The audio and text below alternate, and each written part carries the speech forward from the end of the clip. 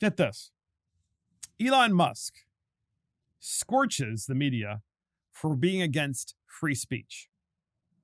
So this is a headline.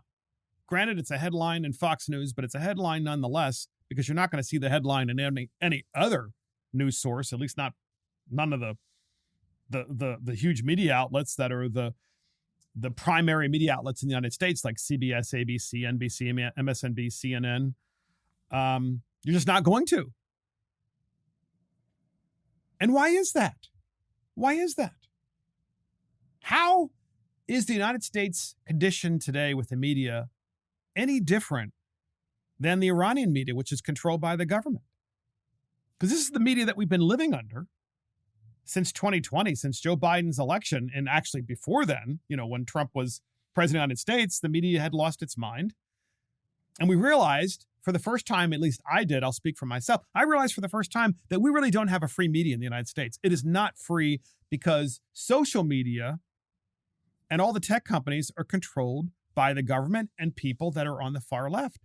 And they literally don't allow anyone else to have any other say in what is going on, because what you say and what you post, no one ever actually sees.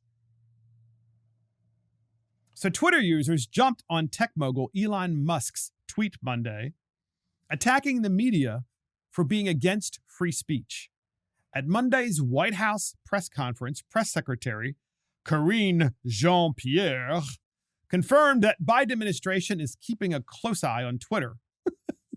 A close eye on Twitter. Imagine what kind of government says, we're keeping a close eye on that free speech outlet. An Iranian government does that. That's what kind of government does that. The CCP, the Communist government of China, they do that. And the Biden administration and the Democrat Party does that.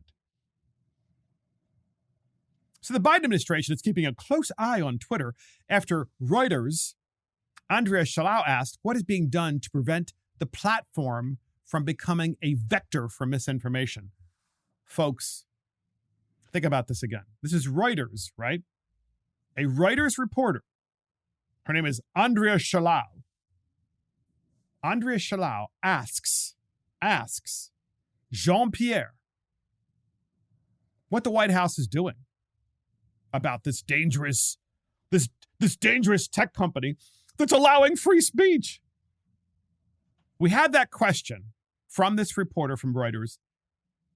And then we also have Jean-Pierre's response. Ladies and gentlemen, listen to this reporter who clearly works for the government. She might as well work for the Iranian government. Listen, here's the clip. Question about Twitter. There's a researcher at Stanford who says that this is a critical moment, really, in terms of ensuring that Twitter does not become a vector for misinformation. Are you concerned about Elon Musk says there's more and more subscribers coming online. Are you concerned about that? And what tools do you have? Who is it at the White House that is really keeping track of this? Who's keeping track of the misinformation that's occurring on Twitter? This is a reporter saying this. And she quotes some unknown person. Someone at Stanford said that misinformation is occurring. What is the White House doing about the misinformation that's occurring?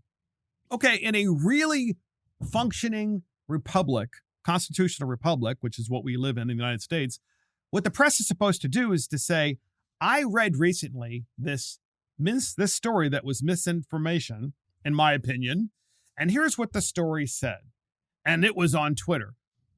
This reporter never mentioned or cited a story. She just said, there's misinformation on Twitter. So it's just like, it's an open statement. There's misinformation on Twitter, so therefore there's misinformation on Twitter. That's not a reporter. And moreover, if you think there's misinformation on Twitter, write a story, Miss Reporter, about it and post it on Twitter as a response to the story that you saw that you thought was misinformation, and say, hey, this story is misinformation because of the following reasons. That's how a functioning constitutional republic works, because you have varying ideas of things, no matter what those things are, and you discuss them and you write about them. And that's what free speech really is. But this reporter's like, what are you guys going to do to crack down to be more like the Iranian government? Here's Jean-Pierre's response. You won't believe it. Here's the clip. So look, this is something that we're certainly keeping an eye on. And we have always been very clear and that when it comes to social media platforms, it is their responsibility to make sure that when it comes to misinformation, when it comes to the hate that we're seeing, that they take action, that they continue to take action. Again, we're all keeping a close eye on this. We're all monitoring what's currently occurring, and we see it with our own eyes of what you all are reporting, and just for ourselves, what's happening on Twitter. This is the federal government, okay? The government of the United States saying it is monitoring what is happening on Twitter. It is monitoring the media. It is monitoring free speech. We are monitoring free speech. That's not the purpose of the federal government. This is where all of us across this country, all of us, no matter what side of the aisle you were on, should just flip the bird to the federal government. I mean, that's what a normally functioning constitutional republic would do. Is like, who do you think you are? It's a free platform. It's free speech. The guy that bought it wants people to be able to freely say what they want to say. And if you disagree with something that is said, then just write something that is going to support your ideas and is going to basically rebut what that person wrote. That's the way things work. So the reporter asks Jean-Pierre, because we played the reporter, then we played Jean-Pierre. I want to reread what the reporter said, because you may not have heard the very beginning of what this reporter said. And we'll play the reporter's thing again if we can, that reporter that asked Jean-Pierre the question. But I'm going to read what she said first. The reporter says, quote, and you tell me whether this is how a reporter asks a question.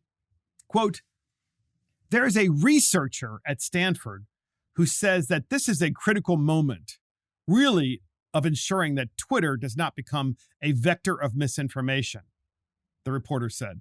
Now, ladies and gentlemen, there is a researcher at Stanford.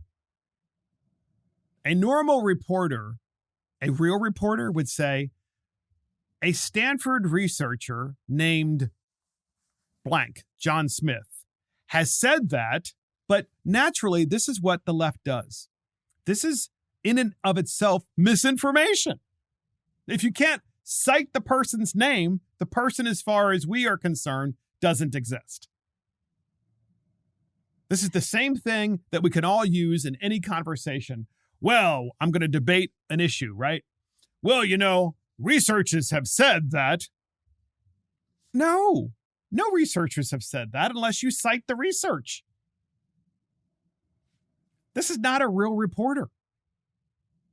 Listen to this again. I just want you to hear this and say to yourself, does this person work for the government as a government reporter? And the answer is hell yeah. Listen, here it is. Question about Twitter. There's a researcher at Stanford who says that this is a critical moment, really, in terms of ensuring that Twitter does not become a vector for misinformation. I mean, are you concerned about Elon Musk says there's more and more subscribers coming online. Are you concerned about that? And what tools do you have? Who is it at the White House that is really keeping track of this? Can you believe that?